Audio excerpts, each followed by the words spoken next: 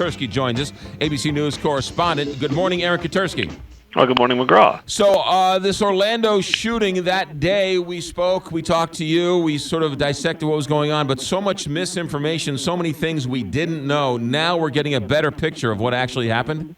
I think the clearest picture so far, and it comes from police dispatch records. We don't hear the calls or the exchanges, but we do hear or see a transcript of what call takers were experiencing and what people inside the club were experiencing, because that's where most of the information from the police were getting came from directly inside the club from patrons. And the first call was at 2:02 for shots fired, and in the subsequent moments, a number of people from inside the club started calling police, and you can hear from the call takers the gunfire on the open phone lines, the whispering from people hiding in closets, the screaming for help, and then as one call taker reported, her subject reported the gunfire getting closer. She heard the screaming and then nothing but moaning. We heard that the club owner blocked the exits. Do we have any more information on that?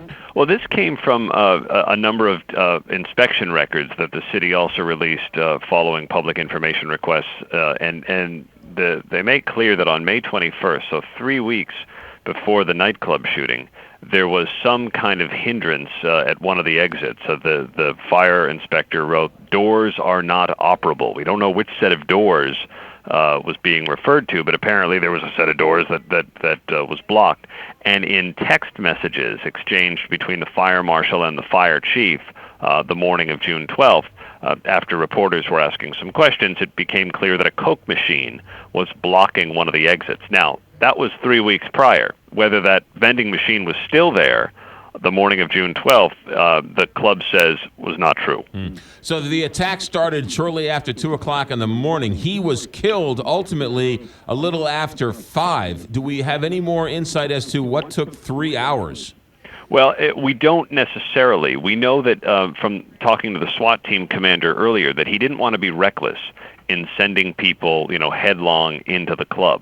Now, what is clear from the transcripts is that very early on came the threat of explosives from Omar Mateen. So they believed, and callers believed, that there were bombs, that there were suicide vests, that there were any number of explosives in the parking lot.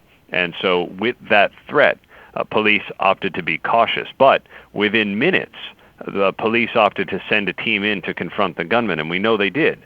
2 veteran officers, a sergeant and a lieutenant, exchanged fire with Omar Mateen, forcing him, police have said, to retreat into the bathroom. And that's where he stayed, alternately going between the men's room and the ladies' room, with hostages inside for several hours. You reported, or it's been reported, that he was texting or Facebooking or checking in with his wife and or going out and talking to police over those 3 hours. Any more information there? Not really. Nothing that we didn't already know. We knew he had claimed to be a terrorist and claimed his attack for ISIS and the leader of Islamic State, Abu Bakr al-Baghdadi. That's all played out. So we don't get any more insight into the motivation of Omar Mateen, which may ultimately, authorities have said, may never be clear, and there may be more than one motivation, both terrorist related and also perhaps hate related.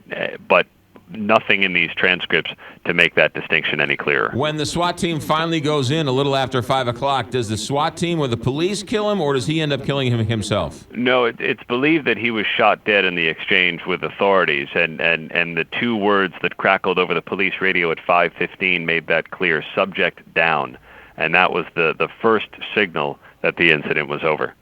Aaron Katersky with ABC News giving us a latest information on that Orlando shooting. Aaron, thanks for checking in. Thanks, McGraw. 7:55, Big 550.